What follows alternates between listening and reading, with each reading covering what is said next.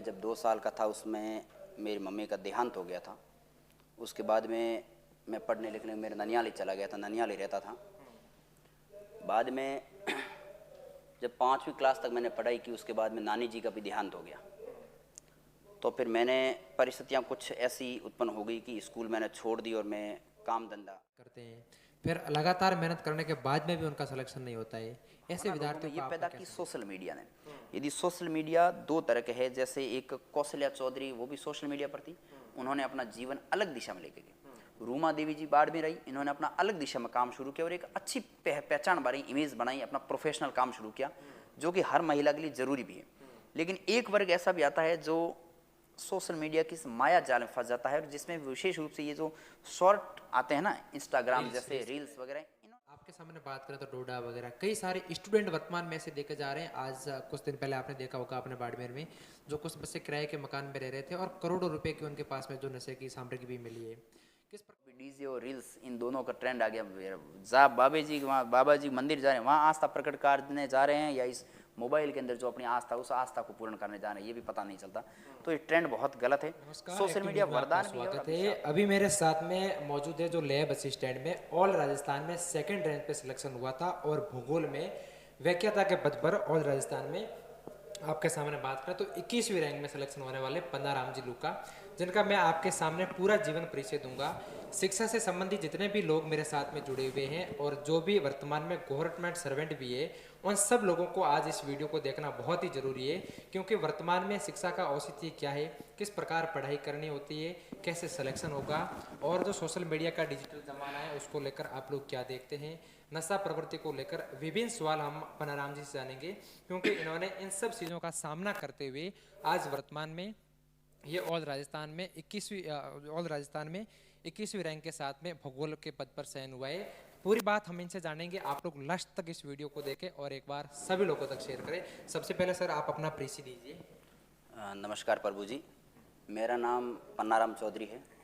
मैं बाड़मेर जिले के सरली गंगासरा गांव का रहने वाला हूं।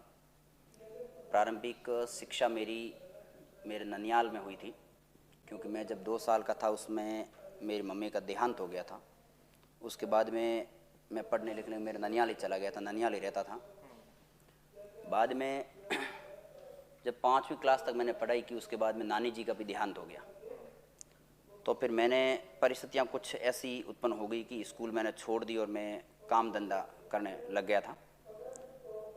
2006 से 2009 तक 3-3.5 साल तक मैंने सारे काम, होटल से लगाकर, गाड़ी से लगाकर, जितने सारे काम थे जो व्यक्ति के नसीब में होते हैं, वो सारे काम किए। वो पॉजिटिव भी थे, नेगेटिव भी थे, सब थे, क्योंकि उसमें बचपन थे तो बातें सारी समझते नहीं थे। सामान्य परिचित ये है। उसके बाद में मेरी फिर आगे शिक्षा की शुरुआत दोबारा 2009 के बाद में हुई, और ये धीरे धीरे अनवरत रास्ता चलता है। दोबारा आपने 2009 में शिक्षा की शुरुआत की थी। 2009 में मेरे चाचा जी है गिरधारी जी लूखा, हलवाई का काम करते हैं। वो वहाँ मेरे ननियाल आए थे। वो थोड़े यहाँ शहर में रहते थे, उनको शिक्षा का इम्पोर्टेंस पता था, और हम तो उसमें बचपन में थे तो हमें तो इसके बारे में जानकारी थी नहीं, क्योंकि उसमें जो हमारा आसपास का जो दोस्तों का माहौल था वो पढ़ने वाला था ही नहीं। थोड़ा सा मैं जिस एरिया में, मेरे ननियाल थूम्बली गांव में था, वहाँ जहाँ रहता हूँ इतना एजुकेशन का मामला है भी नहीं। तो फिर मेरे चाचा जी वहाँ से मेरे को लेके आए, और यहाँ पहले मैं 1 साल मेरे गांव सरली पढ़ा था। उसके बाद में यहाँ अपेक्स सीनियर सेकेंडरी स्कूल है बाड़मेर में, वहाँ मेरे मामा जी लगते हैं मगराज जी कड़वासरा, उन्होंने मुझे बहुत सपोर्ट किया, और चाचा जी का तो सपोर्ट था ही। फिर वहाँ चाचा जी वहीं रहता था, अभी भी वहीं रहता हूँ, और पढ़ाई लिखाई आगे शुरू होती रही। फिर क्लास 10 तक मैंने यहाँ पढ़ाई करने के बाद मेरे दिमाग में ऐसा है कि ज़िला मेरिट में वगैरह लड़के आते हैं। ज़िला मेरिट की कैसी चिड़िया होती है, अपने को उसको पकड़ना है, और उसके लिए मेहनत की। लेकिन मैं क्लास 10th में 89.17% बना, 1-2 नंबर से पीछे रह गया था। फिर मैंने सब्जेक्ट चयन का जब विषय आया तो आर्ट्स विषय को चयनित किया। ये मैं इसलिए बता रहा हूँ कि बहुत सारे विद्यार्थी परसेंटेज के पीछे भागते हैं, उसके लिए है।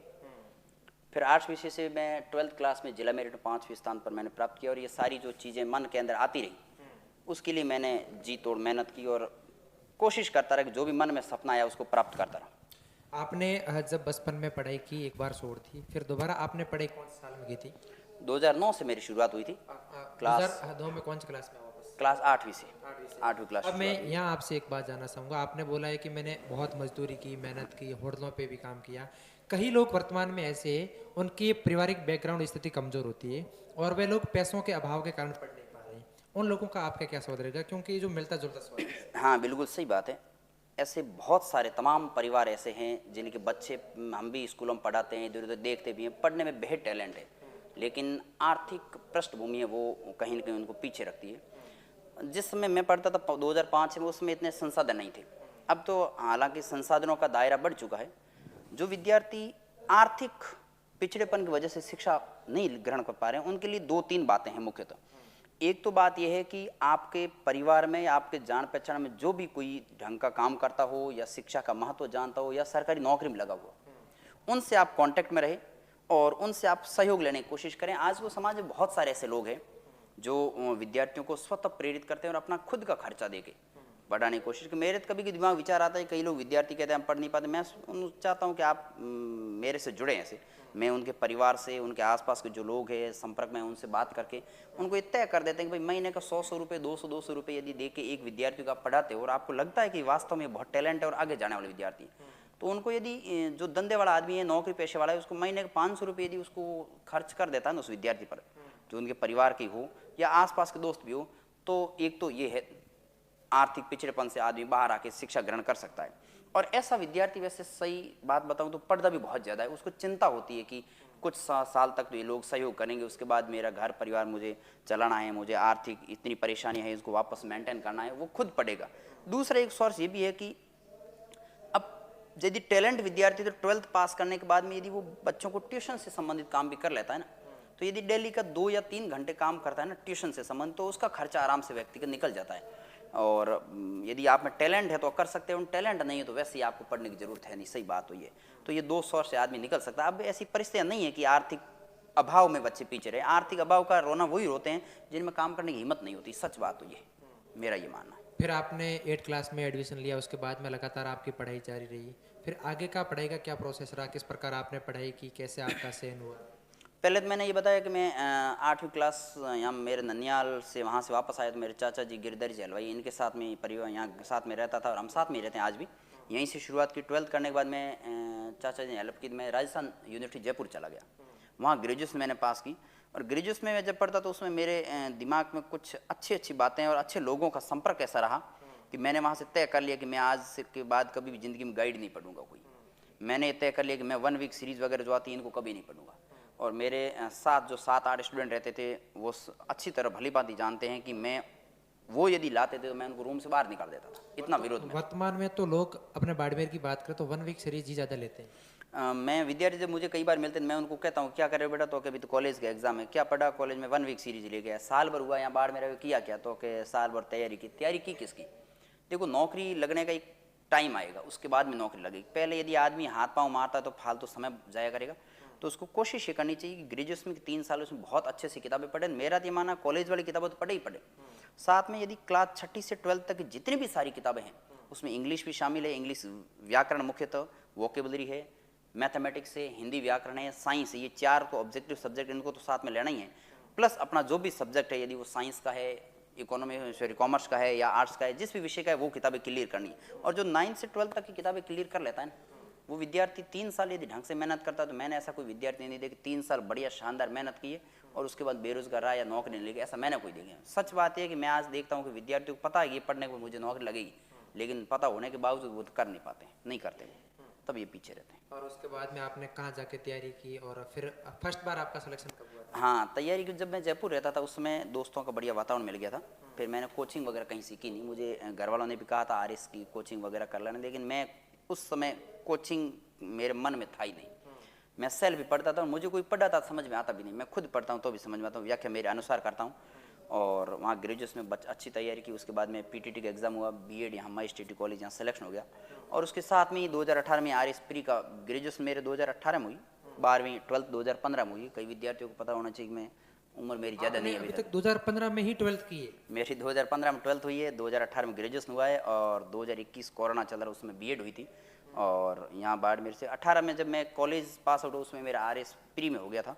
फिर मैंने प्री की तैयारी की, उसके बाद मैं मेंस की तैयारी के लिए भाटिया आश्रम में चला गया था, वहाँ टेस्ट सीरीज लेता था सिर्फ।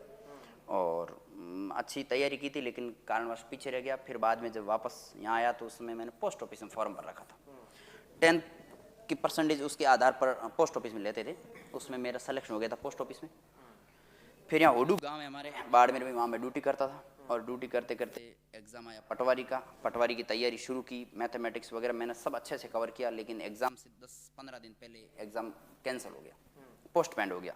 जब पोस्टपेंड हो गया तो मैंने उससे तय कर लिया आज बाद इसकी तैयारी कभी नहीं करेंगे। आपने होडू गांव में पोस्ट ऑफिस की ड्यूटी करते थे? हाँ, पोस्ट ऑफिस ड्यूटी करते अब समय। एक छोटी बात मेरी भी बताऊं तो वर्तमान में आपके होडू में पोस्ट ऑफिस में जो हमारे रंगाला की एक लड़की है वो हाँ हाँ हाँ है, बिल्कुल है मुझे भी जानकारी बिल्कुल। हाँ, तो फिर वहाँ तैयारी की और उसके बाद में जब वो एग्ज़ाम पोस्टपोन हो गया तो फिर रीट की वैकेंसी, क्योंकि पीटीटी करने के बाद में एक विचार होता है टीचर बनना है, शिक्षक बनना है, और बहुत अच्छा पेशा, मैं सबसे पवित्र पेशा मानता हूँ। फिर रीट की तैयारी की। रीट की तैयारी की, मेरे सब्जेक्ट इंग्लिश था, मैंने इंग्लिश से रीट की तैयारी की। मेरे 136 नंबर थे, शायद मैं ज़िले में उस समय फर्स्ट या सेकंड रैंक पर था। और जैसे ही रीट क्लियर हो गया, क्लियर होने के बाद में आरएस एग्ज़ाम आया, फिर आरएस को दिया। मेंस की तैयारी करने के लिए मैं वहाँ चला गया, भाटी आश्रम, टेस्ट सीरीज़ ज्वाइन कर ली। और जितने में फरवरी 2021 में शायद था, रीट का आया वो कैंसिल हो गई, रीट भर्ती रद्द हो गई। रद्द होने के बाद रोने से तो कुछ है नहीं, क्योंकि अपना नसीब जिस दिन अपने को ऐसा लगेगा, भगवान को ऐसा लगेगा कि विद्यार्थी इस नौकरी योग्य है, उस दिन स्वतः लग जाएंगे। मैं तो बहुत सही रास्ते पर जा रहा हूँ। कई बहुत सारे विद्यार्थी जो भटकाव की स्थिति में, वो भी तो रोना नहीं रोते हैं, वो भी तो अपनी ज़िंदगी जीते, फिर अपना क्यों रोए। फिर वह ये था कि जब मैं तैयारी आ रही इसके वहाँ भाटी आश्रम 2021-22 में कर रहा था, उसमें बहुत अच्छी तैयारी थी मेरे। फिर एग्ज़ाम से जस्ट 5 दिन पहले मेरे रियल मामा जी के लड़के, जिनके साथ मैं 15 साल वहाँ रहा था, 2 मामा जी के लड़के थे, वो सड़क दुर्घटना में एक्सपायर हो गए थे। फिर मैं वो तैयारी छोड़ दी मैंने, और वहाँ से मैं ननियाल चला गया। 1 महीने तक मैं वहाँ डिस्टर्ब रहा, क्योंकि एग्ज़ाम भी उस समय 1 महीना पोस्टपोन हो गया था आरएस मेंस का। 1 महीने में डिस्टर्बेंस रहा। फिर वापस आया तो उसमें थोड़ा सा मैं 7-8 नंबर से पीछे रह गया। और उसके बाद मैंने देखा कि तैयारी 2 की हुआ नहीं। मैं ज़्यादा क्या है कि तैयारी के पीछे पड़ता नहीं हूँ, एक बार करता हूँ, बढ़िया शानदार मेहनत करता हूँ, और उसमें नहीं होता रास्ते विकल्प आदमी का बहुत सारे हैं, विकल्प खोजने चाहिए, एक चीज़ के पीछे रहने। कई बार विद्यार्थी 5-5 साल में देखता हूँ किसकी तैयारी करो, कांस्टेबल की तैयारी कर रहे हैं, किसकी कर रहे हो, मैं एसएससी जीडी की तैयारी कर रहा हूँ। देखो 1-2 बार बढ़िया शानदार मेहनत कर दो, होता है तो अच्छी बात है, नहीं आप विकल्प चेंज कर लो, बहुत सारे विकल्प है आपके पास। क्योंकि अपने को गाँव से जब लोग आते हैं तो हॉप बहुत आशा लेके आते हैं, लेकिन फिर हॉपलेस नहीं होना चाहिए अपने को। तो फिर वो एग्ज़ाम दिया, उसके बाद यहाँ आ गया। फिर लैब असिस्टेंट का एग्ज़ाम आया, तो चल रहा था लैब असिस्टेंट भूगोल का पहली बार आया। 128 एक पोस्ट थी, मैं ओबीसी कैटेगरी में आता, तो ओबीसी जनरल 2 ही अपने काम की, तो उस हिसाब से लगभग 58 एक पोस्टें थी। लड़कों को मैंने कहा फॉर्म भरते हैं, दोस्त साथी थे, उन्होंने कहा नहीं फॉर्म वगैरह अभी एग्ज़ाम कैंसिल हो जाते हैं, भर्तियाँ पेपर आउट हो जाते हैं, ऐसे पेपर फॉर्म भरेंगे नहीं। मैंने कहा भाई मैं तो भरूंगा, और बढ़िया जम के तैयारी करूँ। मैंने 27-28 दिन ऐसे कुछ मिले थे, कोई घर में काम वगैरह था, शादी वगैरह। 28 दिन बढ़िया तैयारी की, एनसीईआरटी सिलेबस को उठाया और सिलेबस को पढ़ के बढ़िया तैयारी की। मेरे ऑल राजस्थान सेकंड रैंक से सिलेक्शन हो गया।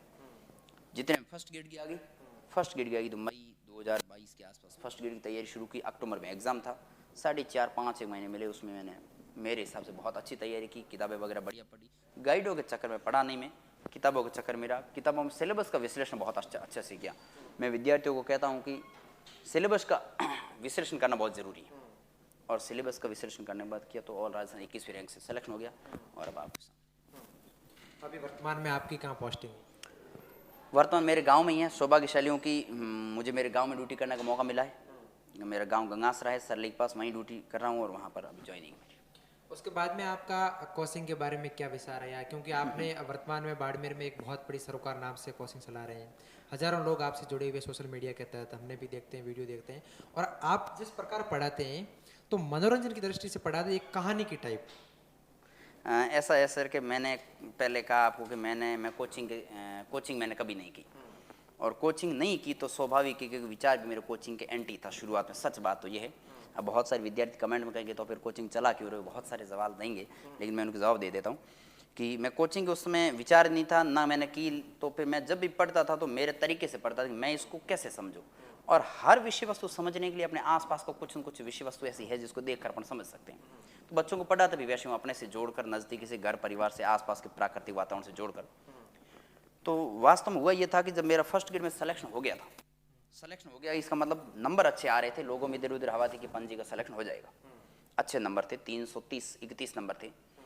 तब बहुत सारे विद्यार्थी, शायद 8 या 9 स्टूडेंट ऐसे थे जो आए मेरे पास कि सर आप ने RS मेंस भी 2 बार दे दिया, लैब असिस्टेंट में सेकंड रैंक कर ली, इसमें ये हो गया, रीट दिया उसमें भी सिलेक्शन हो गया, और कोई एग्ज़ाम आपने दिया नहीं, जिसमें भी दिया उसमें सिलेक्शन हो गया, तो फिर आप पढ़ते कैसे हो? तब मैंने उन्होंने एक दिन, अभी तो यहाँ एक टिन सेट ही था हमारे छोटा सा, यहाँ जो मकान मालिक है खियाराम जी, उनका बहुत बहुत आभार, उन्होंने हमें वो प्रोवाइड करवाया था निःशुल्क। मैं वहाँ विद्यार्थियों को पढ़ाना शुरू किया, मैंने उनको तरीका बताया था, विद्यार्थियों को नहीं सर आप हमें पढ़ाओ थोड़ा। तो मैंने कहा भाई चलो ठीक है शुरू करते हैं। अब जब पढ़ाने लगे तो थोड़ा सा पढ़ाते पढ़ाते दिमाग में विचार आया कि इनका टेस्ट भी लेना है, टेस्ट के लिए पेपर टाइप भी करवाना है ना, तो प्रिंटर वगैरह नॉर्मल चीज़ें ज़रूरत होती है, क्योंकि बाहर से करवा थोड़ा महंगा पड़ता है। मैंने उनको भाई थोड़ा थोड़ा, क्योंकि मेरी अभी ज्वाइनिंग नहीं हुई, मैं भी बेरोजगारी था, ज्वाइनिंग मेरी नहीं हुई है अभी तक। मैं हलवाई वाला काम है वही करता था, बीच में एक मैंने बात नहीं बनी, मैंने बीच में टिप्पण सेंटर शुरू कर दिया था, हाँ वही काम कर रहा था।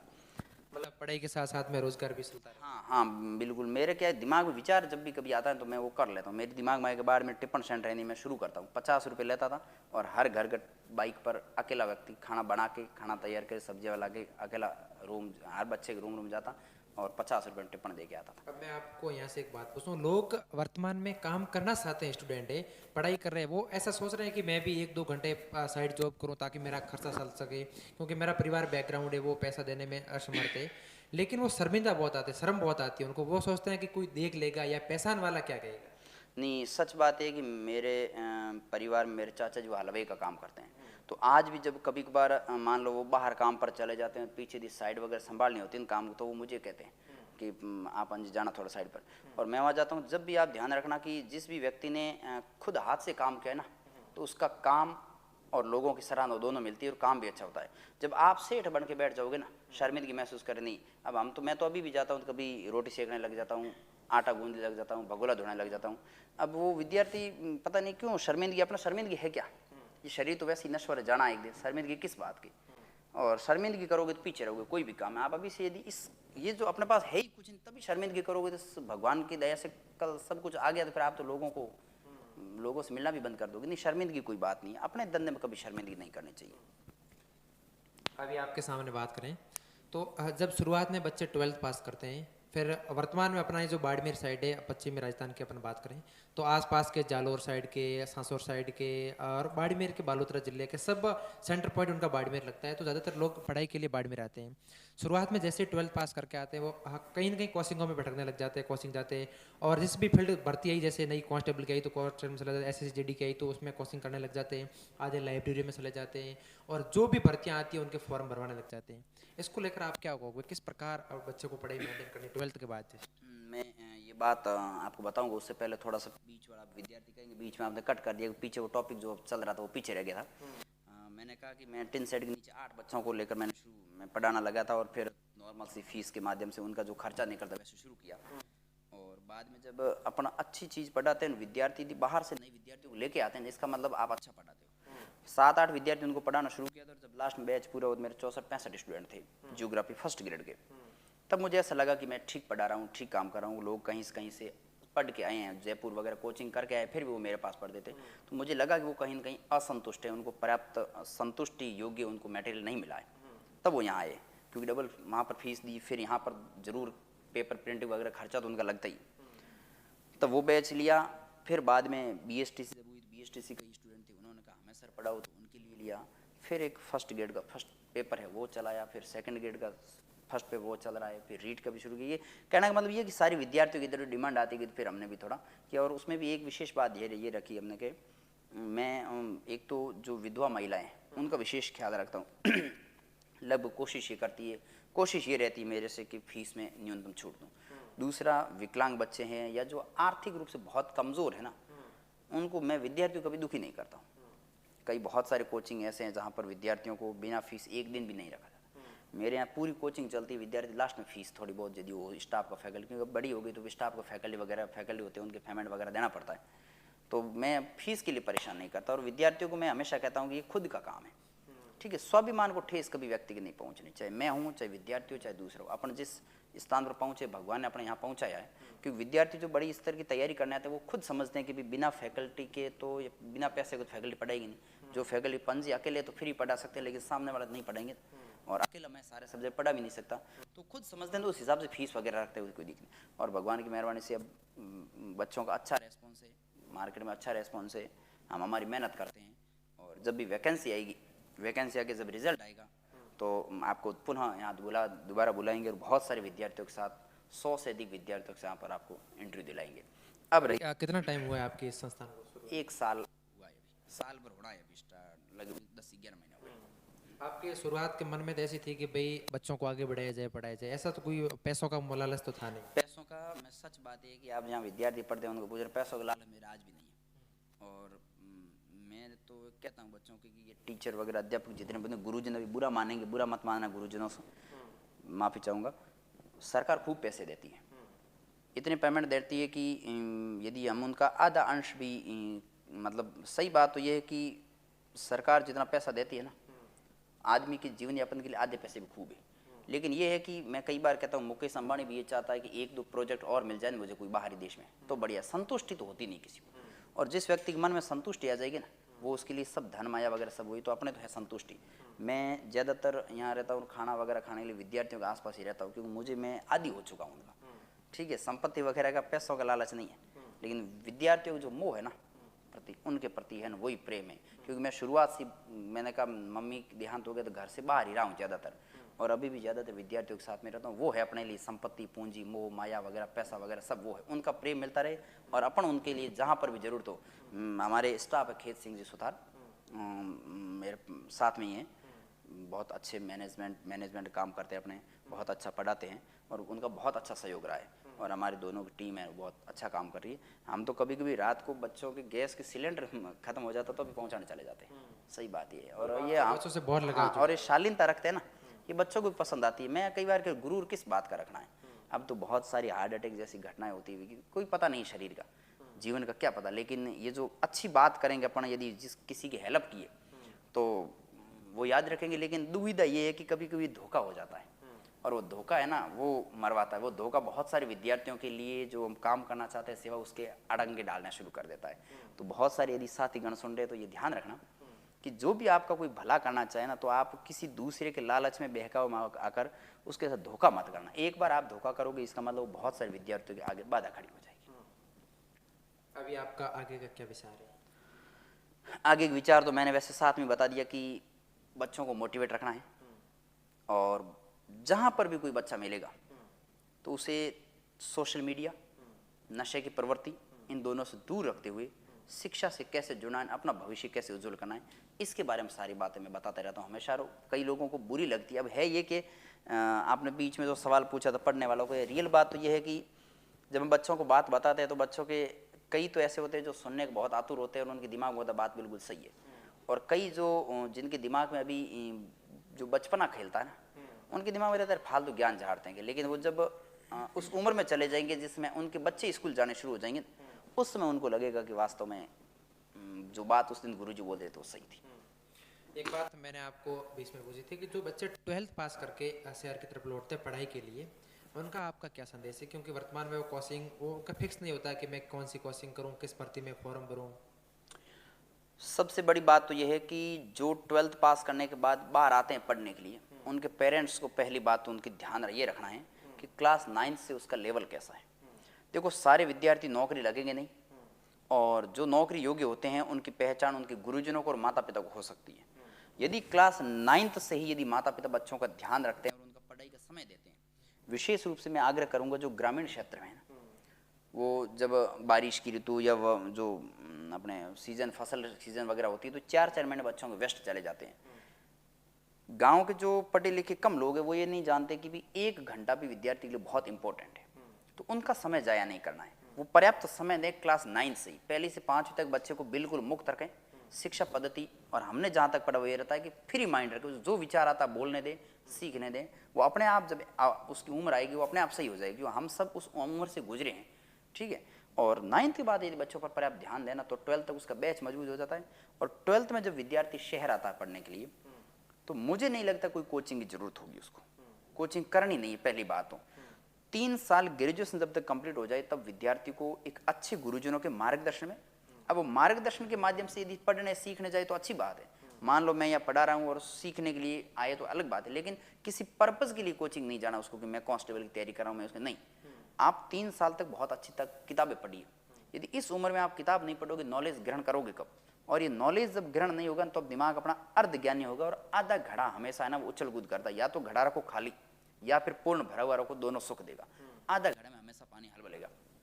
तो 12th करने के बाद जो विद्यार्थी आते हैं वो एक तो 3 साल तक अच्छी किताबें पढ़े, बढ़िया गुरुजनों के संपर्क में रहें, अच्छे लेखक की किताबें पढ़े, गाइडों के जो मार्केट में जो माया जाल है इससे दूर रहना बहुत जरूरी है। क्योंकि मैं कई बार देखता हूँ कि गाइड का कोई नाम नहीं लूँगा, बहुत सारे विद्यार्थी बड़े बड़े ग्रंथ लेके आते हैं, वो कॉलेज प्रोफेसर तैयारी करे तो भी वही गाइड पढ़ते हैं, और 12th पास आउट विद्यार्थी कांस्टेबल की तैयारी करे तो भी वही गाइड पढ़ता है। अब उनको ये पता नहीं होता है 12वीं पास आउट विद्यार्थियों को कि भाई मेरे काम की चीज़ क्या है। वो तो ये सोचते हैं कि बाहर आते हैं कि भाई जैसे ही मैं बाड़मेर जाऊँगा 6ठी 7वीं 8वीं ये तो इसको छोड़ो, बड़ी किताबें पढ़ोगे, बड़े ग्रंथ पढ़ोगे तब जाकर मेरा सिलेक्शन होगा। लेकिन वो उल्टे फंस जाते हैं और कई सालों तक मेहनत कर रहे हैं लेकिन फिर भी सिलेक्शन नहीं हो पाता। तो विद्यार्थियों को यही राय है कि आप 2-3 साल तक किताबों का आनंद फुल लुत्फ ले, ताकि आप मतलब हर विषय की जानकारी प्राप्त कर सकें।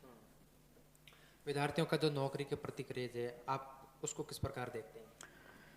नौकरी में सच बात यह है कि राजस्थान के पश्चिम भाग में विशेषकर बाड़मेर और जालोर और जोधपुर, इस बेल्ट के जितने विद्यार्थी मेहनती है ना उतने कहीं पर भी नहीं। मैं सच बात है कि मैं जब जयपुर रहता था उस समय जब भी कोई व्यक्ति बाहर से आता था रूम में, तो रूम की कंडीशन देख के और लड़के का हाव भाव देख के पता कर लगा लेता था ये मारवाड़ का यानी बाड़मेर या जोधपुर का है। कारण ये था कि एक तो उस रूम के अंदर बहुत ज्यादा कचरा पचरा हुआ हो, क्योंकि पढ़ने वाले विद्यार्थियों को सफाई का ध्यान नहीं रहता, जो कि है हालांकि गलत। 5-10-15 मिनट लगते हैं सफाई करने में, लेकिन आलसी अपने आप आ जाता। मैं खुद आलसी रहा हूँ, इसलिए मैं ज्यादा कहूँगा विद्यार्थी सफाई रखनी चाहिए। ये आदर्शवादी बातें आदर्शवादी काम की नहीं है। एक वो जो खाना खाने के बर्तन वगैरह होते हैं ना, वो इस हिसाब से अव्यवस्थित होते हैं। दूसरा वो टाइम पर स्नान वगैरह ऐसी व्यवस्था मतलब होती है कि वो कपड़े वगैरह समय पर धो नहीं पाते हैं, तो उनके वो पूरा दिन पढ़ने का ही माहौल रहता है। तो देख कर, और शाम दूसरा एक कान के अंदर जो कुड़की है लौंग वगैरह डालते हैं, ये एक विशेष पहचान है। जयपुर में आप जहाँ कर भी घूमोगे तो आपको मिल जाए ऐसा व्यक्ति, तो आप झटाक से कह दो ये बाड़मेर, जैसलमेर या जोधपुर का है। तो जो क्रेज बढ़ रहा है ये बहुत शानदार है, लेकिन इस क्रेज के साथ साथ में 2-3 दुविधाएं हैं। दुविधा ये है, एक तो व्यक्ति 12th करने के बाद या जो जिस भी कंपटीशन की तैयारी करता है अपना सही सिलेक्शन नहीं कर पाता कि मैं मुझे किस वैकेंसी में जाना है।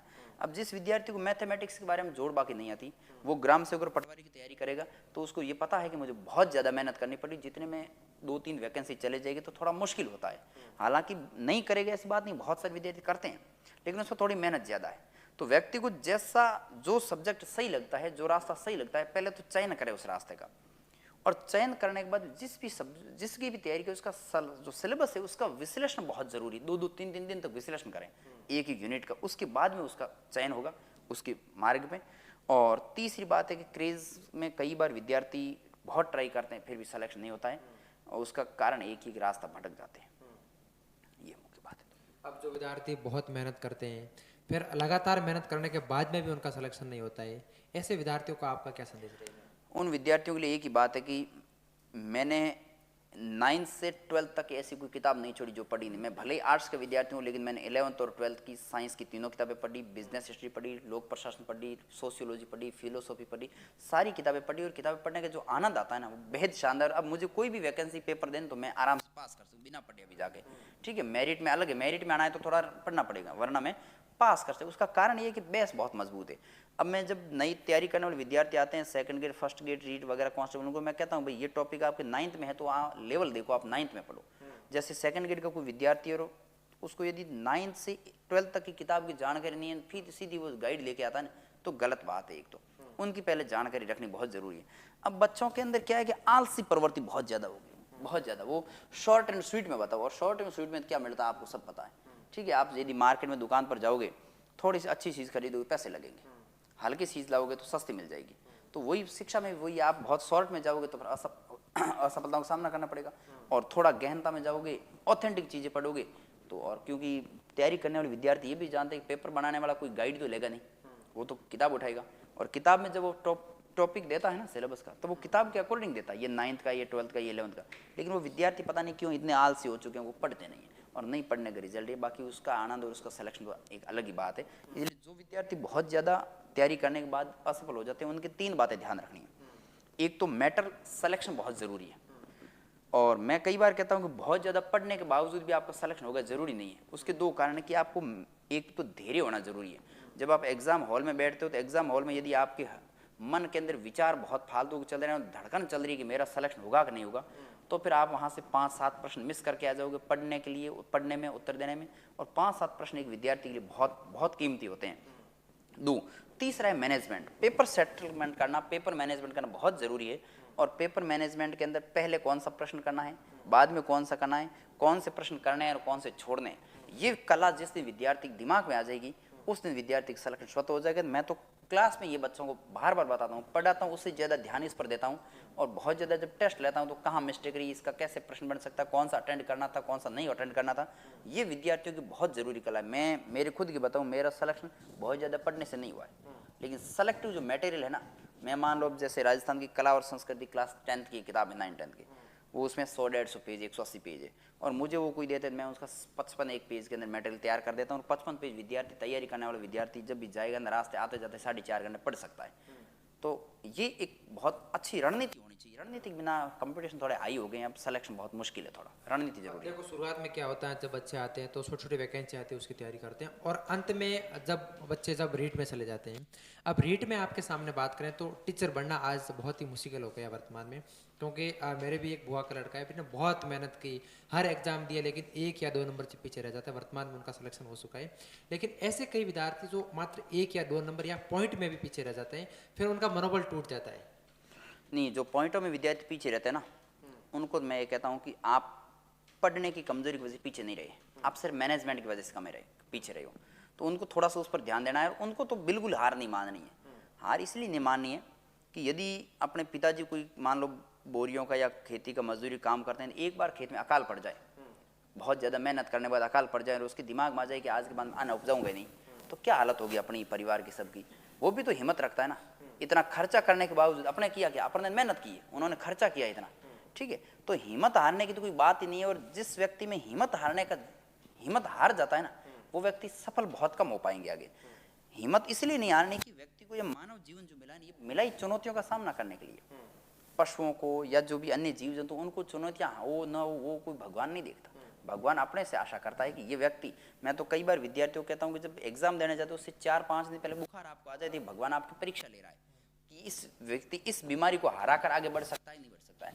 तो चुनौतियां तो अपना अंग है जीवन का, चुनौतियों को स्वीकार करके आगे बढ़ना, उसका मजा ही एक अलग है। बिना चुनौती, बिना असफलता अपन आगे बढ़ते हैं तो उनका टेस्ट भी इतना नहीं है। तो चुनौतियां हर व्यक्ति के जीवन में आएगी, सबके आती है। उस विद्यार्थी 1 मिनट के लिए सोचना है ये तो आजकल की समय है, आज की समस्या है, कल ये दूर हो जाएगी, कल मैं कहाँ होऊंगा क्या होऊंगा। उसको एक बार सपना देखना है वापस पुनः कि यदि मैं लग गया कल परसों वैकेंसी आएगी तब मैं कहाँ होऊंगा, तब मेरी स्थिति अलग होगी। तो असफलता और चुनौतियां तो जीवन में आती रहेगी, इनसे तो व्यक्ति को बिल्कुल भी निराशा हाथ लगनी नहीं है। और पॉइंट ऑफ जो विद्यार्थी है उनको मैं तो कहता हूँ आप जुझारूपन से डटकर मुकाबला करिए, वापस स्थिति में खड़ा हुई, वापस तैयारी की, लेकिन मेंटेन रखिए, बहुत लिमिटेशन तैयारी कीजिए, बहुत फालतू की ज़्यादा जी जान लगाने की जरूरत नहीं है। आराम से आप पढ़ते जाइए, सेलेक्टिव मटेरियल, ढंग की किताब ऑथेंटिक, आपका आराम से अच्छे से सिलेक्शन हो जाता है। और रही बात ये रीट की वगैरह तैयारी करता, मैं भी रीट को पढ़ाता हूँ, तो विद्यार्थी में पहले मैंने कहा लेवल को नहीं देख पाते। वो मार्केट गए, रीट की फलानी किताब बढ़िया है, उस किताब को लेके आए, किताब वालों को करना क्या है, ऊपर का कवर चेंज करके मार्का लगाना है, अंदर का मटेरियल वो का वो है, ठीक है। और दूसरा यदि कोचिंग जाते हैं तो कोचिंग वालों को क्या करना है, फर्स्ट ग्रेड के लिए जो क्लास रिकॉर्ड करनी है वही, सेकंड ग्रेड के लिए क्लास रिकॉर्ड करनी है वही रीट के लिए, ठीक है। कॉलेज, और कई बार मैं देखता हूँ कि कॉलेज प्रोफेसर के लिए क्लास रिकॉर्ड है वो कि वो रीट वालों को पकड़ा देते हैं। अब ऑनलाइन में कोर्स में ये दुविधा है, तो विद्यार्थी का लेवल थोड़ा अपने आप अलग हो जाएगा, तो वो पीछे रहना स्वाभाविक है, इनसे दूर रहना जरूरी है। अभी वर्तमान में आपके सामने बालिका शिक्षा के बारे में बात करें तो आज आपने पिछले साल देखा होगा 12th और 10th का रिजल्ट आया, उसमें दोनों में बाड़मेर की बालिका टॉपर थी डिस्ट्रिक्ट लेवल पे। वर्तमान में कई ऐसी बालिका हैं जो पढ़ाई के डर से, और परिवार के लोग भी पढ़ाई के डर से भेजते नहीं कि क्या पता लड़की कहाँ रहेगी कैसे रहेगी, लेकिन वर्तमान में बालिकाएं बहुत मजबूत स्थिति में दिखाई दे रही है अपने बाड़मेर शिक्षा क्षेत्र में। RS की बात करें, IAS की बात करें, हर जगह बालिका आगे आ रही है। देखो मैं तो ये कहता हूँ कि बहुत अच्छी बात है कि बालिकाएं बाड़मेर जैसे एरिया में, जहाँ आज भी आप जयपुर में जाके बाड़मेर की बात करोगे तो एक बार उनके दिमाग में आएगा क्या कोई काले पानी की सजा वाले का एरिया का नाम ले रहे हैं, जबकि वास्तव में ऐसा है नहीं। बाहर से कोई व्यक्ति यहाँ आता है, यहाँ की मेहमान नवाजी, यहाँ के लोगों की मेहनत को देखकर वो मतलब उसका जीवन, उसको मन में ऐसा आता है कि मैं यहीं पर रहना शुरू हो जाऊँ।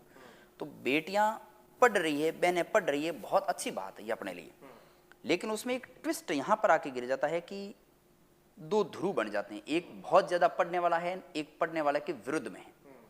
तो बच्चियों के प्रति जो विरोध की भावना लोगों में ये पैदा की सोशल मीडिया ने। यदि सोशल मीडिया दो तरह के है, जैसे एक कौशल्या चौधरी वो भी सोशल मीडिया पर थी, उन्होंने अपना जीवन अलग दिशा में लेके गए। रूमा देवी जी बाढ़ में रही, इन्होंने अपना अलग दिशा में काम शुरू किया और एक अच्छी पहचान बनाई, इमेज बनाई, अपना प्रोफेशनल काम शुरू किया, जो कि हर महिला के लिए जरूरी भी है। लेकिन एक वर्ग ऐसा भी आता है जो सोशल मीडिया की इस माया जाल में फंस जाता है, जिसमें विशेष रूप से ये जो शॉर्ट आते हैं ना, इंस्टाग्राम जैसे रील्स वगैरह, इन्होंने बच्चों को वास्तव में बर्बाद कर दिया है।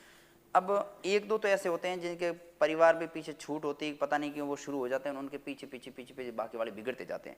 तो जो भी परिवारजन यहाँ बच्चों को भेजते हैं, यहाँ हमारे पास कई स्टूडेंट्स के पेरेंट्स आते हैं, वो कहते हैं कि हमारे बच्चियों को आपके वहाँ का यहाँ आसपास रूम दिखाना है, तो हम भी कई बार सोचते हैं जिम्मेदारी बहुत बहुत बड़ी बात है। तो माता पिता कितना भी काम हो सकता हो, लेकिन हर 10-15 दिन में विद्यालय जहाँ पर आप पढ़ते हैं वहाँ आए, चेक करें विद्यार्थियों को कहाँ क्या कर रहा है, उसकी संगति कैसी। और सबसे बड़ी बात, 12th करने के बाद जो विद्यार्थी पढ़ने आते हैं उनके लिए सबसे बड़ी और महत्वपूर्ण है उसकी मित्र मंडली। मित्र आपके यदि साथ में काम करने वाला है तो उस बच्चे के दिमाग में काम व्यापार के प्रति माइंड जाएगा, पढ़ने वाला है तो उसका दिमाग पढ़ने वाले के प्रति जाएगा। क्योंकि एक साइकोलॉजी में शायद वॉटसन है या स्टार्स है, कुछ विद्वान का नाम है, उन्होंने कहा है कि विद्यार्थी, आप मुझे कैसा भी विद्यार्थी दोगे ना, कैसा भी आप चाहोगे वो बना दूँ। आप बहुत बड़ा विद्वान दोगे तो मैं उसको चोर बना सकता हूँ आप चाहो तो, और आप चोर ला के मुझे दोगे तो आपको विद्वान बना, मैं विद्वान बना सकता हूँ। ऐसा क्यों? ऐसा उस वातावरण की वजह से, वो वातावरण देता है, तो वातावरण जैसा विद्यार्थी होगा ना वो वैसा ही करेगा। आजकल मैं देखता हूँ, अच्छा रही बात ये बिगड़ने वाली जो आवारागर्दी में, इसमें केवल लड़कियों का हाथ नहीं, बहुत बार माता पिता को लड़कों का भी ध्यान रखना चाहिए, क्योंकि वो भी परिवार की पूंजी और दोनों का बराबर हिस्सा है। कई बार मैं देखता हूँ कि व्यक्ति आपको यदि कोई सामने से कहे मैं पढ़ रहा हूँ और उसका हुलिया देख के आपको पता लग जाना चाहिए कि पढ़ने वाला है नहीं।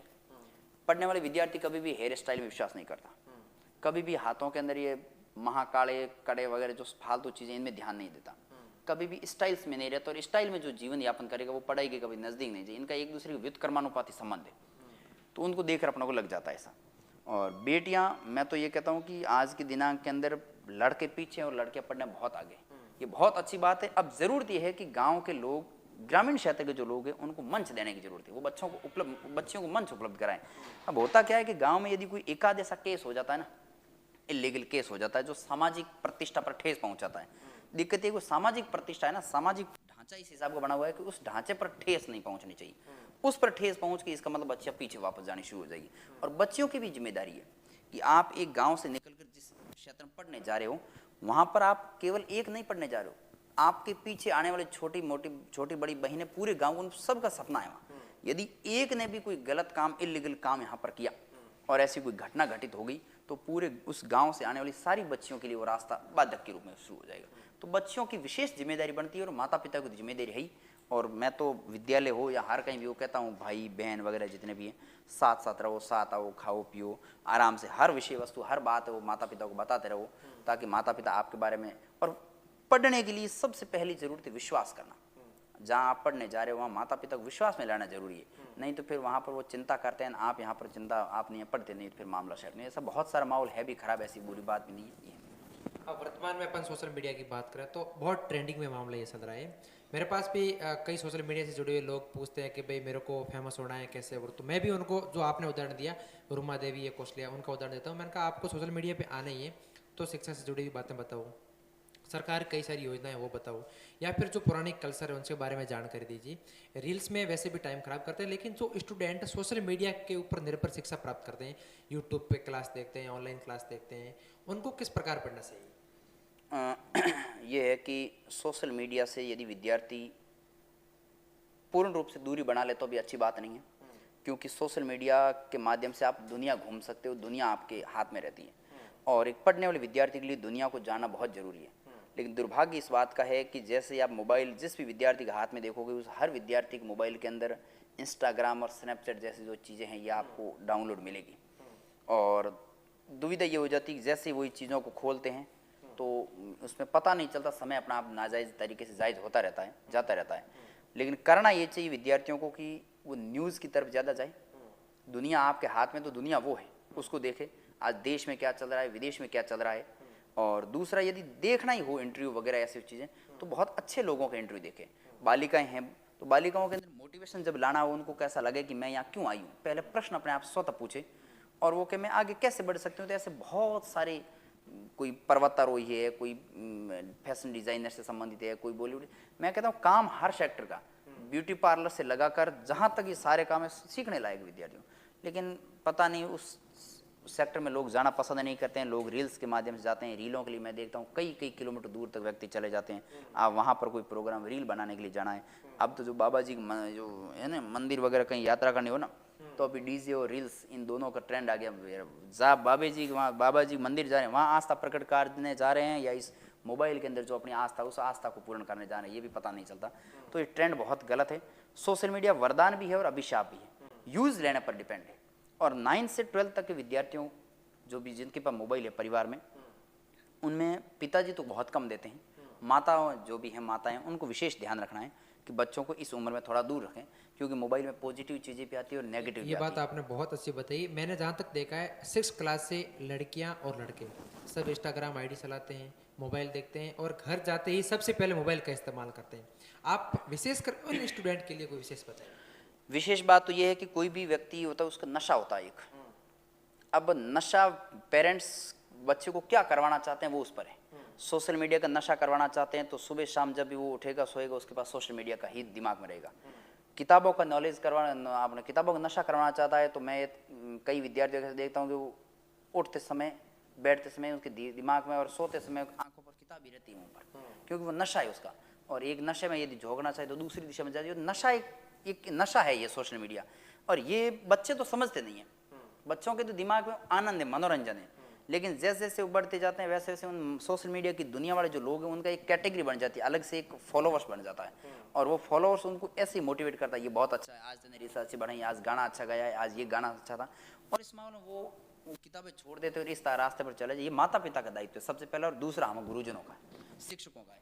हालांकि ये बात भी सही है कि इस उम्र में बच्चे माता पिता को थोड़ा कम मानते हैं। स्कूली लेवल में होते हैं तो शिक्षा जो शिक्षक होते हैं उनका कहना मानते हैं और हम प्रयास करते भी हैं।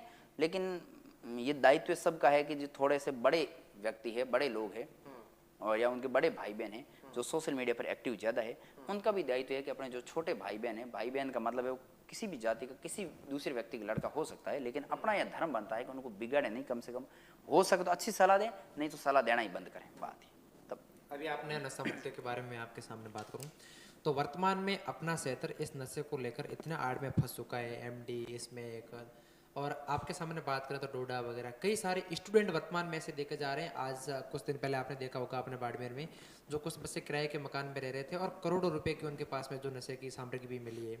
किस प्रकार देखते हैं इस नशे को लेकर, क्योंकि आज अपना समाज इस नशे को लेकर बहुत गलत दिशा में जा रहा है। बात यह है कि एक समाज विशेष की बात नहीं है, बात पूरे क्षेत्र की है। और क्षेत्र में मैं कई बार विद्यार्थियों को ये कहता हूँ कि यदि नशा और तस्करी का काम इतना अच्छा होता तो मुझे एक ऐसा कोई बड़ा तस्कर या नशे वाला व्यक्ति बताओ जिसने अपने बच्चों को क्लास 8 या 10वीं पढ़ने के बाद में अपने साथ काम में लगाया हो, बेटा आजा काम अच्छा है, पैसा कमाते हैं। कभी नहीं। उनको पता है कि जिंदगी का अंत बहुत बुरा है। अब इसमें दो बातें हैं। बातें ये है कि एक तो पेरेंट्स की गलती ये है कि वो उनके ऊपर प्रेशराइज करते हैं शुरू से कि आपको बहुत बड़े ख्वाब दिखाते हैं, सपना बहुत बड़ा। और दूसरा गांव का जो माहौल होता है, उस गांव के माहौल में लोग बहुत ऊंचे सपने देखने शुरू कर देते हैं, मुझे वो बनना है, मैं ऐसा करूंगा, गाड़ी लाना है, वो करना है। और वो ख्वाब जो देखते हैं उसके अकॉर्डिंग मेहनत नहीं करते, और फिर मेहनत यदि करोगे तो ख्वाब धीरे धीरे पूर्ति होंगे। और वो रातों रात माला माल होना चाहते हैं, करोड़पति बनना चाहते हैं, और उसका ये है काम। और इस काम में वो क्या करते हैं, हालांकि जो तस्करी का काम करते हैं वो क्या करते हैं, इन छोटे छोटे जो बच्चे हैं क्लास 9, 10 में देखता हूँ, आप इधर थोड़े बॉर्डर के एरिया में चले जाइए, 9, 10, 11, 12 के बच्चे आपको नशे की प्रवृत्ति में भी मिलेंगे और नशे का व्यापार करते हुए मिलेंगे। बहुत बुरी बात है। इसको पुलिस प्रशासन इनको भी ध्यान में रखना चाहिए। समाज के जो मौजूद लोग हैं, गाँव के जो सरपंच वगैरह जनप्रतिनिधि, उनका विशेष दायित्व बनता है। कैसे भी दो, सामाजिक स्तर पर सजा दो, प्रशासनिक दो, कानूनी, जैसी भी सजा हो, शुरुआत से उसको कहते हैं ना कि साफन करे उससे पहले भी उसका दबा देना चाहिए। तो जैसे भी करो उसको दबाना बहुत ज़रूरी। नहीं तो ये इस हिसाब से अब तो फैल चुका है कि कई बार आप सार्वजनिक प्लेटफॉर्म जितने भी सरकारी बसें वगैरह, बस स्टैंड वगैरह जाओगे तो आपको बहुत सारे ऐसे टैबलेट्स वगैरह, इंजेक्शन वगैरह मिलेंगे जो नशे से प्रवृत्ति में लोग कैसे गिरे रहते हैं, कैसे पड़े रहते हैं। कई विद्यार्थियों को मैं ऐसे जानता हूँ जो 12th पास करने के बाद बेहद टैलेंट थे उस एरिया के, लेकिन लोगों के चंगुल में ऐसे फंसे, दोस्तों के चंगुल में ऐसे फंसे कि चंद लालच के लिए आज उनकी ज़िंदगी इतनी तबाह हो गई कि शादी वगैरह छोड़ो, शादी होने के बाद भी पत्नियाँ छोड़कर चली गई। क्योंकि कौन अपनी ज़िंदगी बर्बाद कौन करना चाहे। कोई नहीं, भविष्य बर्बाद कोई नहीं करना चाहता। फिर ये जो शादी टूटने की समस्याएं वगैरह, जो सामाजिक समस्या ताना बाना टूट रहा है, उसका सब रिजल्ट उसका है। तो नशे की प्रवृत्ति बेहद, एक विद्यार्थी जो स्टूडेंट है, पढ़ रहा है, और 2-2 करोड़ की एमडी उसके वहां से मिल रही है, इससे ज्यादा और क्या हो सकता है? वो भी घने सघन बाजार के अंदर, शहर के अंदर। ये उस मकान में रहने वाले लोगों की, उनके आसपास रहने वाले, उनकी मकान मालिक की, और उस एरिया में या उनके जो जान पहचान वाले दोस्त है, उन सबको मैं तो कहता हूँ सजा होनी चाहिए। ठीक है, पूरा एरिया ऐसा साफ होना चाहिए। उसका कारण ये कि मकान, जिस मकान में बच्चे रह रहे, मकान मालिक को जानकारी नहीं रखनी चाहिए। जानकारी, उनके आधार कार्ड लेने चाहिए, उनकी इनपुट पूरी होनी चाहिए, सुबह कौन आ रहा है, शाम कौन आ रहा है, उसके माता पिता को इन्फॉर्मेशन देनी चाहिए, बच्चा क्या कर रहा है आपका, किस लिए आया है। थोड़े से लालच के लिए बहुत सारे विद्यार्थियों का भविष्य बर्बाद कर देते हैं। तो ये बहुत गलत बात है। और समाज, मैं तो ये कहता हूँ कि कल्पना करता हूँ कभी 10 साल बाद ये एरिया जाएगा कहाँ। ये एरिया एक तरफ शिक्षा का हब बनने जा रहा है, दूसरी तरफ अपराध का भी बहुत मोटा केंद्र बनने जा रहा है। दोनों के लिए और दुविधा, एक तरफ फायदा है, एक तरफ नुकसान है। और इस बड़े जाल के अंदर दुविधा इस बात की है कि पढ़ने वाले बहुत कम बचेंगे और इस अपराध की दुनिया में बहुत ज़्यादा चले जाएंगे। और जब आपराधिक लोग समाज के अंदर आएंगे तो फिर समाज की दशा और दिशा क्या होगी वो हम सब जानते हैं। अब नशे के बारे में मैं आपके सामने एक ग्रामीण क्षेत्र का संक्षिप्त में बात करूंगा। बिल्कुल, वर्तमान में अफीम का नशा बहुत चल रहा है गाँव में, और लोग एक दूसरे को, मैंने देखा है, मेरे गाँव की बात करूँ तो आज 15 से 20-20 साल के छोटे छोटे बच्चे आज अफीम ले रहे हैं, और लोग उनको जबरदस्ती दे रहे हैं, पिला रहे हैं। उनको आप क्या कहना चाहते हैं? एक तो ये है कि सबसे पहले तो बच्चे सीखते कहाँ से हैं। ये जो अफीम वाली प्रक्रिया घर परिवार से सीखते हैं। और पेरेंट्स जो होते हैं उनको कोशिश ये करनी चाहिए कि उन बच्चों से छुप कर ये काम करें शुरुआत से ही। पहली तो यदि छुप कर नहीं भी कर दें, क्योंकि बुजुर्ग लोग हैं, उन्होंने जो लेना शुरू किया तो वो उनके लिए एक औषधि है, दवा है। जो दवाई, जो एलोपैथी वगैरह दवाई से जो इलाज नहीं होता, वो उनसे इनका इलाज हो जाता है उस समय। तो वो अपने लिमिटेशन में लेते हैं, उनको इनका नेगेटिव पॉजिटिव प्रभाव सब पता है। लेकिन छोटी उम्र वाले बच्चे वो इनको आनंद के रूप में लेते हैं, और बाद में फिर इस दलदल के अंदर फंस जाते हैं, और फंसने के बाद निकलना बहुत मुश्किल है। तो सबसे पहली राय तो ये पेरेंट्स के लिए है कि पेरेंट्स इन बच्चों को इस नशे की प्रवृत्ति से कैसे बचाएं। जैसे भी, जो भी आपके अलग अलग परिवार की अलग अलग कंडीशन होगी, जो भी तरीका है आप पारिवारिक स्तर पर उसको निपटाओ। आपसे नहीं मानता है तो विद्यालय के जो शिक्षक है उनके साथ में रखो। कई बार मैं देखता हूँ कि परिवार के लोग कहते हैं चलो गांव में पढ़ता नहीं, इसको हॉस्टल में डाल देते हैं, उसको देख रहे कौन करेगा। जहां पर भी रखते हो वहां आपका आदमी होना चाहिए, जो भी कोई हो जान पहचान वाला, वो उसकी देख रेख करे। वो यदि 1 मिनट भी कोई नशा करता है ना, कोई भी छोटा मोटा, तो उसकी इन्फॉर्मेशन आपके पास पहुंचनी चाहिए। ठीक है, और उसके बाद में फिर नहीं रहता है तो उसके सारे बहुत सारे कानूनी बहुत सारे इलाज है वो आदमी करे। लेकिन सामाजिक स्तर पर सही से प्रयोग करें, प्रयास करें तो हो सकता है। लेकिन होता यह है कि मान लो कोई नशा कर रहा है और मैंने देखा नशा करते हुए, तो मैं उस बच्चे के पेरेंट्स को या माता जी को बताता हूँ, तो बहुत दुर्भाग्य की बात है कि वो खुद वापस अपने पर आरोप लगा देने, आपने ऐसा क्यों कहा। बच्चा तो मना कर दे, मैंने किया ही नहीं, और वो कहते हैं नहीं किया ही नहीं बच्चे ने, आप फालतू झूठ आरोप लगा रहे हो। फिर उस बच्चे को मोटिवेशन मिल जाता है, वह पापा और मम्मी भी ये कह रहे हैं, तो फिर इन बाकी वालों को क्या लेना देना। ये बड़ी दुविधा है। तो माता पिता को इस बारे में विशेष ध्यान रखने की जरूरत है छोटे बच्चों को। बिल्कुल, अभी आपसे अंतिम सवाल है, विभिन्न भर्तियों को लेकर, शिक्षा को लेकर, विशेषकर स्टूडेंट से आपका क्या समझ रहेगा? भर्तियों पर तो ये है कि 2 बातें हैं। एक तो जो एक वैकेंसीज होती है उस पर बच्चों का बहुत संशय रहता है कि एग्जाम होगा कि नहीं होगा, पेपर आउट हो जाते हैं, वो हो जाते हैं। मैं तो बच्चों को हमेशा कहता हूँ कि आप ये बातें क्यों सोचें, ऐसा ही सोचो ना, परीक्षा होगी तो मेरा सिलेक्शन होगा, नहीं होगी तो अलग बात है, अब रद्द होगी तो सबके लिए होगी। ठीक है। और दूसरा, मैं तो विद्यार्थियों को कई बार कहता हूँ कि आप सुनते हैं ज्यादातर तो पेपर आउट, ये दिमाग में मत लेको। आप ये सोचो कि गांव के अंदर हो सकते हैं 2 लोग फर्जी लगे होंगे, लेकिन 10 लोग ऐसे हैं जो मेहनत करके लगे। आप उनकी तरफ भी देखो, ये 10 लोग मेहनत करके लगे तो मैं भी लग सकता हूँ। फर्जी वाले की तरफ क्यों देखते हो? हालांकि मैंने आज दिन तक ऐसा कोई स्टूडेंट देखा नहीं जो फर्जी तरीके लगा, बहुत सारे मेहनत करते हैं। लेकिन यदि किसी ने देखा हो, कई बार हो भी जाता हो ऐसा, तो विद्यार्थी को पॉजिटिव व्यक्ति की तरफ ध्यान देना चाहिए। उससे क्या है, अपने दिमाग में पॉजिटिविटी आ जाएगी। क्योंकि अपने पास ताकत क्या है, जोर तो है नहीं, अपने पास एक ही ताकत मेहनत करने की। यदि पेपर आउट हो भी रहा है तो वो प्रशासन का मामला वहां पर हो सकता है, मेरे में और आप में क्या ताकत है, अपन उसको रोक सकते हैं? नहीं रोक सकते। और दूसरी बड़ी बात यह है कि जब जो लोग विरोध करते हैं ना, उनके हाथ में आ जाता है, वो भी उसका शिकार हो जाते हैं। शिकायत कोई नहीं करता। मैं तो कहता हूँ जहाँ आप आपके आसपास देखते हो उसकी शिकायत करो, गुप्त रूप से शिकायत करो प्रशासन को, प्रशासन अपने आप कार्रवाई करेगा। वो तो सामना करने की, सच का सामना करने की हिम्मत तो है नहीं, और आरोप लगाते रहते हो, आरोप से कुछ नहीं होना।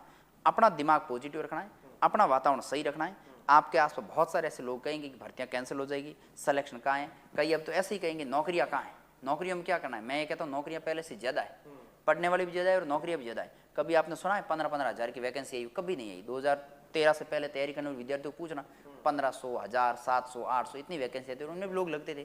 तो लगने वाले लोग तो मेहनत करने वाले लोग लगेंगे।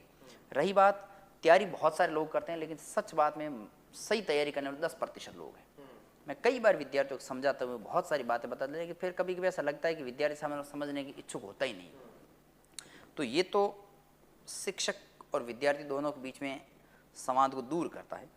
सही बात यह है कि जब शिक्षक के सामने स्टूडेंट आए और सामने से बात करे, गुरु मैं ये पढ़ रहा हूँ, ऐसा है उसके बारे में, तो जो गुरुजी होते हैं उनका भी मन करता है कि इन चीज़ों को बच्चों को बताया जाए। और दूसरा, विद्यार्थी को हमेशा कहता हूँ कि आपको यदि ज्ञान ग्रहण करना है किसी से, तो नम्रता का भाव बहुत जरूरी है। आप झुककर दुनिया को जीत सकते हैं, आंकड़ाई से एक व्यक्ति को भी नहीं जीत सकते, उससे भी वैर मोल लेंगे। तो नम्रता बहुत जरूरी है, पहली बात। तो दूसरा, ऑथेंटिक मटेरियल को पढ़ना है। जहां पर भी आप पढ़ें, चाहे कोचिंग पढ़ें चाहे सेल्फ पढ़ें, जो गुरुजी पढ़ा रहे हैं उनके प्रति पूर्ण विश्वास रखना है। यदि आस्था आपकी नहीं है और वहां आप पढ़ रहे हो तो कोई बात नहीं है, वो समय लगेगा पढ़ने के लिए। अब कई विद्यार्थी क्या करते हैं, कोचिंग जाते हैं ना, हम जब कोचिंग चलाते हैं जाते हैं तो उनमें क्या है कि बस जल्दी जल्दी पूरा कराओ। कोर्स की दिक्कत रहती है, जल्दी पूरा भी कराना है, समझ में भी आना है, दोनों बातें नहीं होती कभी। यदि समझना है तो समय लगेगा, और यदि जल्दी पूरा करवाना है तो घास कटेगी। और उसमें हम लिखवा के स्टाफ कह देते हैं, वो लिखा के पूरी देर लिखी हुई तो किताबें है ही, फिर लिखने के लिए यहाँ आते तो क्यों आते हो? यहाँ आराम से समझो। हो सकता है 4-6 महीने की जगह 8 महीने लगेगा, 10 महीने लगेगा। इतनी जल्दी वैकेंसी भी नहीं है, वैकेंसी का प्रॉपर ध्यान रखो, है ना। आने जाने व्यक्ति इतने आलसी है कि 6 बजे आप क्लास लगाओ तो सारे सर सर्दी पड़ रही है, इसका मतलब आपके दिमाग के अंदर अभी नौकरी की भूख नहीं है। जिसने भूख पैदा हो जाएगी वो आपको सोने ही नहीं देगी। 6 नहीं, आपको 4 बजे लगाओ भले, हम तैयार है, हमें बस सिलेक्शन चाहिए और कुछ नहीं। और ऐसे बहुत कम विद्यार्थी मिलते हैं, और ऐसे होते हैं उनका सिलेक्शन 100% होता भी है। तो भूख जगानी जरूरी। मैं तो विद्यार्थियों को कहता हूँ, सोते समय उठते समय आपके दिमाग के अंदर किताब का विचार आना चाहिए, आज क्या पढ़ा उसका डिस्कशन स्वतः दिमाग में आ जाना चाहिए, सारे सॉल्यूशन अपने आप ही कर लेने दिमाग के अंदर। फिर कोई दुविधा होती है तो हम जैसे गुरुजन आपके लिए सदैव सहयोग करने के लिए तैयार है। जब भी आपको विद्यार्थी के लिए जब भी जरूरत पड़ेगी, तो मैं तो ऐसा एक व्यक्ति हूँ जिसने सोशल मीडिया पर, यूट्यूब वगैरह सोशल मीडिया पर खुले नंबर दे रखे मेरे खुद के। बात करता हूँ विद्यार्थी, अलग अलग राजस्थान के हर जिले के विद्यार्थी, लगभग मेरे 2 लाख स्टूडेंट जुड़े हुए हैं। तो राजस्थान के हर जिले के स्टूडेंट्स के डेली 150-100 फोन आते हैं। तो मैं कई बार विद्यार्थियों को कहती हूँ, मैं सुबह 5:30 बजे क्लास लेता हूँ पहले, तो 4:30 बजे उठता हूँ। 4-4:30 बजे उठने के बाद 5:30 बजे क्लास, 5 से लगाकर 8:30 बजे क्लास, फिर खाना खा के स्कूल जाना। स्कूल में भी 1 मिनट भी बैठना नहीं, फिर वहाँ से वापस आना, 5 बजे वापस आता हूँ, 5:30 क्लास शुरू करता हूँ, रात को 10 बजे तक क्लास लेता हूँ। फिर घंटे 2-3 घंटे हमें भी पढ़ना पड़ता है, पढ़ाना है, बढ़िया देना है कंटेंट, तो आपको पढ़ना पड़ेगा। फिर 12-1 बजे सोते हैं, वापस 4:30 बजे उठ जाते हैं। यदि हम इतनी मेहनत कर सकते हैं तो बेरोजगार व्यक्ति क्यों नहीं कर सकता? और बेरोजगार व्यक्ति इसलिए नहीं करता, मैं कहता हूँ कि उसके अंदर भूख नहीं है। जिस दिन ललक और भूख लग जाएगी वो सोने नहीं देगी। मैं क्लास 10th में पढ़ता था, उस समय मेरे दिमाग के अंदर ऐसी ललक लगी थी, उसके बाद मैं कभी 4.5 घंटे ज़्यादा सोया नहीं कभी, और नींद भी नहीं आती। और कई बार विद्यार्थियों को मेहनत के बारे में बोलते भी है, यदि लिखना वगैरह ऐसा, तो बहुत कम विद्यार्थी ऐसे होते हैं जो होमवर्क दिया है वो काम करके आते हैं वापस। मैं तो हालांकि जहाँ क्लास चलाता हूँ वहाँ कोचिंग नाम देता ही नहीं हूँ, क्लासेज नाम देता हूँ। स्कूल की तरह, घर परिवार की तरह होमवर्क दे दिया, खड़े ऊपर माँ मैप वगैरह भरवाना कर घर की तरफ से पढ़ाते हैं। तो बच्चों को जब काम देते हैं तो उनको हमें लगता है कि इनके अंदर आलसी बहुत ज़्यादा है। तो आलस्य जीवन का शत्रु है, आपकी सफलता का शत्रु है ही है, शरीर का तो है ही है। आलस्य दूर करना है, अपने कंटेंट पर ध्यान देना है, अच्छे गुरुजनों से संपर्क करना है, अच्छे जिस भी गुरुजनों से संपर्क, उनका विश्वास जीतना बहुत जरूरी है। विश्वास में नहीं रहोगे आप तो कितने भी फीस भरो नजदीक, उसका कोई औचित्य नहीं है। तो मेरा तो सलाह यही है, विशेष रूप से जो 2-3 वैकेंसी में असफल हो चुके विद्यार्थी है उनको मैं कई बार कहता हूँ कि आप मेरे जो इंस्टाग्राम वगैरह उन पर भी है, फेसबुक पर भी है और यूट्यूब पर भी है। Geography point Barmer YouTube channel है मेरा, वहाँ मेरे मोबाइल नंबर दे रखे हैं। आप कभी भी उससे कॉन्टैक्ट करके मुझे पूछो, मैं तो हर समय आतुर रहता हूँ। विद्यार्थियों को रूम कोई बुलाता रूम तक चला जाता हूँ, इसलिए कि यदि अपने 2 शब्द कहने से, अपनी एक कोई रणनीति से, अपनी कोई भलाई से एक विद्यार्थी के घर में यदि प्रकाश फैलता है ना, तो अपने लिए शिक्षक बनना इसका मतलब गौरवान्वित है। और नहीं तो धरती पर बहुत सारे शिक्षक बनते हैं, आते हैं जाते हैं, और कोई अहम होता है, कोई गुरूर हो जाता है, कोई सलाह देता नहीं है। कईयों को सब्जेक्ट विषय में जानकारी नहीं, जानकारी गुरुजनों को, शिक्षक को सबके बारे में रखनी चाहिए। तो अपने जीवन से, अपने हाथ से, अपने मुख से यदि कोई व्यक्ति जीवन सफल होता है तो सारे विद्यार्थी अपने लिए तो भगवान बराबर है, और अपन को वो भगवान मानेंगे। और मैं तो हमेशा उनको कहता हूँ हम नहीं, आप हमारे भगवान हो, इसलिए हम आपकी पूजा करेंगे। पूजा इसीलिए करेंगे कि आपको हमें सफल करना है, ये बात है। बिल्कुल, आपका बहुत बहुत धन्यवाद। मेरे साथ में पदाराम जी, जो वर्तमान में बाड़मेर में सरोकार क्लासेस चलाते हैं, इनके द्वारा आपको अपने जीवन में किस प्रकार आगे बढ़ना चाहिए, कैसे शिक्षा अर्जित करनी चाहिए, नशे को लेकर आपके सामने, और विशेषकर बालिका शिक्षाओं को बढ़ावा देना, बालिकाओं को कैसे पढ़ना, सोशल मीडिया का कितना इस्तेमाल करना, और आप लोग अगर सोशल मीडिया का इस्तेमाल करते हैं तो किस प्रकार करना चाहिए, कब करना चाहिए, उसको कितना टाइम देना चाहिए, विभिन्न बातें आपको बताई। इसके लिए सबसे पहले हम गुरुजी का बहुत बहुत आभार व्यक्त करते हैं। आप सब लोग शिक्षा से जुड़े हुए सभी स्टूडेंट तक एक बार इस वीडियो को जरूर शेयर करें। आप सबका बहुत बहुत धन्यवाद। थैंक यू, धन्यवाद।